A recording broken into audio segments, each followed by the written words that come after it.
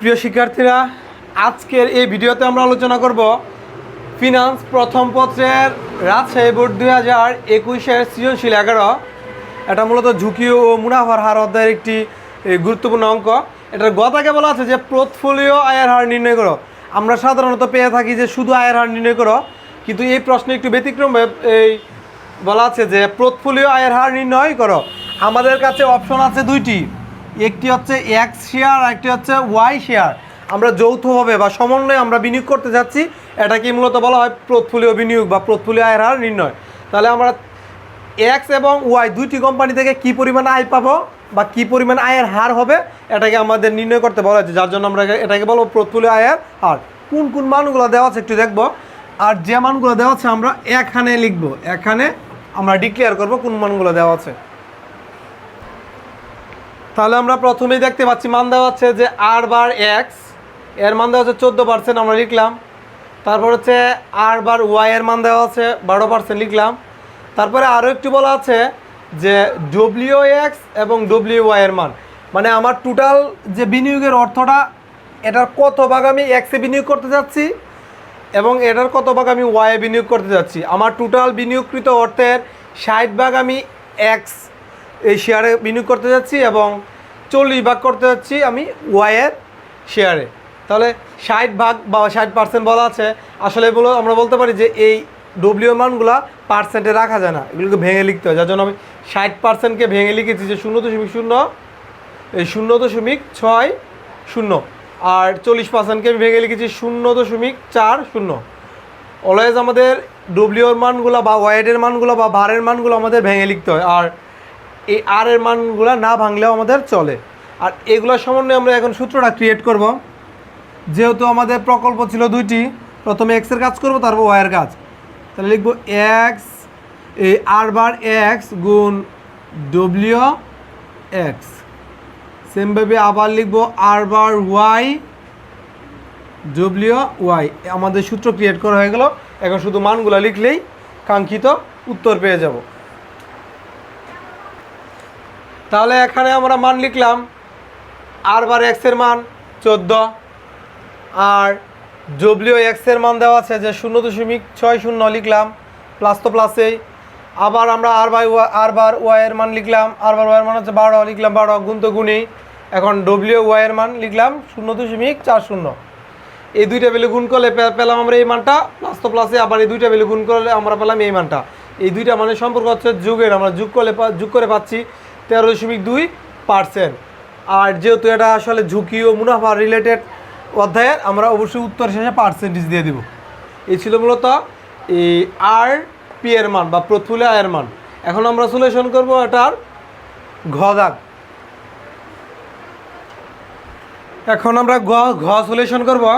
ঘতে বলা আছে আসলে যে পোর্টফোলিও ঝুঁকি নির্ণয় করো, দুইটি প্রকল্পের পোর্টফোলিও ঝুঁকি নির্ণয় করো এবং সহসম্বন্ধকের মান তারা বলে দিয়েছে যে প্রথমে আমরা +1 ধরে করতে, আবার -1 ধরে করতে।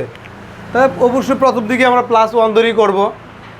দুইটি প্রকল্পের পোর্টফোলিও ঝুঁকি নির্ণয় করব। আর পোর্টফোলিও ঝুঁকির সূত্রটা একটু ব্যতিক্রম, অন্যান্য সূত্রের মতো না। কীরকম, যে প্রথমে আমাদের যে এক্স যে শেয়ারটা ছিল তার কাজটা করতে হবে, তারপরে কাজ করতে হবে আমাদের যে ওয়াই যে শেয়ারটা ছিল তারপরে আমাদের টুলেকে এক্স ও ওয়াইয়ের কাজ করে তারপরে আমাদের কোরিলেশনটা লিখতে হবে। আমরা এই সূত্রটা কীভাবে সহজে মনে রাখবো, এটা টেকনিক হচ্ছে আমাদের এরকম যে আমাদের যে বীজগণিতের যে সূত্র ছিল ক্লাস 10-এ, যে a² + 2ab + b², এটার সমন্বয়ে আমরা মনে রাখতে পারি। যে এই সূত্র থেকে আমরা নিতে পারি যে প্রথমে লিখবো আমরা x², তারপরে লিখবো b² এবং এই 2ab অংশটা আমরা শেষে লিখবো। এই ধারণা থেকে আমরা এটা খুব সহজে মনে রাখতে পারি। পোর্টফোলিও ঝুঁকি সূত্রটা প্রথমে আমরা বড় করে একটা রুট চিহ্ন দিব, তারপরে লিখবো a²। আসলে এখানে এ বলতে আমি এক্স শেয়ারকে বুঝিয়েছি, আর বি বলতে এখানে ওয়াই শেয়ারকে বুঝিয়েছি। প্রথমে আমি কাজ করব এক্স শেয়ার কেন্দ্রিক। তাহলে এক্স শেয়ারের যে ডব্লিউটা ছিল তা লিখব, এবং এক্স শেয়ার যে সিগমার মানটা দেওয়া আছে, যে এক্স শেয়ারের যে সিগমার মানটা বা আদর্শ বিচ্যুতির মানটা প্রশ্নে দেওয়া আছে তা লিখব, এবং এই পুরো মানের উপর আমরা হোল স্কোয়ার দিব। তাহলে আমাদের হয়ে যাচ্ছে a² কাজ। তারপরে এখানে লিখেছি b²। বি বলতে আমি এখানে ওয়াই শেয়ারকে বুঝিয়েছি। তাহলে ওয়াই শেয়ারের যে ডব্লিউ এর মানটা বা ভাগের অংশটা এই অংশটা আছে লিখবো, তারপরে লিখবো আমরা ওয়াই শেয়ারের সিগমার মানটা মানে আদর্শ বিচ্যুতির মানটা যেটা প্রশ্ন দেওয়া হচ্ছে তা লিখবো এবং তার উপরে হোল স্কোয়ার দিব। তাহলে আমাদের হয়ে গেছে এ স্কোয়ার প্লাস বি স্কোয়ার, এতটুকু কাজ হয়ে গেছে। এখন বাকি হচ্ছে শুধু 2ab। তাহলে আমরা লিখলাম 2, আসলে এ বলতে আমি এই অংশটাকে বুঝিয়েছি, এই যে এতটুকু লিখলাম এ, এবং বি বলতে আমি এই অংশটুকু বুঝিয়েছি লিখলাম বি। আর অতিরিক্ত আকার যেহেতু এখানে সহসম্বন্ধকের কথা বলা আছে, যে প্রথমে আমরা +1 ধরে করতে বলা হয়েছে, যার জন্য আমরা এই কোরিলেশন এক্স ওয়ারটা ধরবো +1। এই ছিল মূলত আমাদের সূত্রের ব্যাখ্যায়। এখন শুধু আমরা মানগুলো লিখলে আমাদের উত্তরটা হয়ে যাবে। আমরা এখানে বেশ প্রত্যেকটা মান লিখে নিলাম। যে ডব্লিউ এক্স এর মান আমরা কিন্তু বের করেছিলাম গত আগে, যে 0.60, আর যে সিগমা এক্স এই মানটা প্রশ্নে বলা আছে 15 লিখলাম। ডব্লিউ ওয়াই এটাও মূলত আমরা প্রশ্নে দেওয়া ছিল, কিন্তু আরও একটু ভালো করে বের করেছিলাম আমরা গত আগে, যে 0.40, আর সিগমা ওয়াই এটা প্রশ্নে বলা আছে যে 8। আর কোরিলেশনটা এখানে বলা আছে যে প্রথমে আমরা +1 ধরে করবো, তারপরে করবো -1 ধরে। তাহলে এই জন্যই কোরিলেশন লিখেছি আমরা +1, আর এই মানগুলো এখন অ্যাপ্লাই করব। এখানে আমরা ডব্লিউ এক্স এর মান লিখলাম, তারপরে লিখলাম সিগমা এক্স, স্কোয়ার তো স্কোয়ারই, প্লাস তো প্লাসই দিলাম। তারপরে ডব্লিউ ওয়াই এর মানটা লিখলাম, এখানে গুণ ছিল গুণ চিহ্ন দিলাম।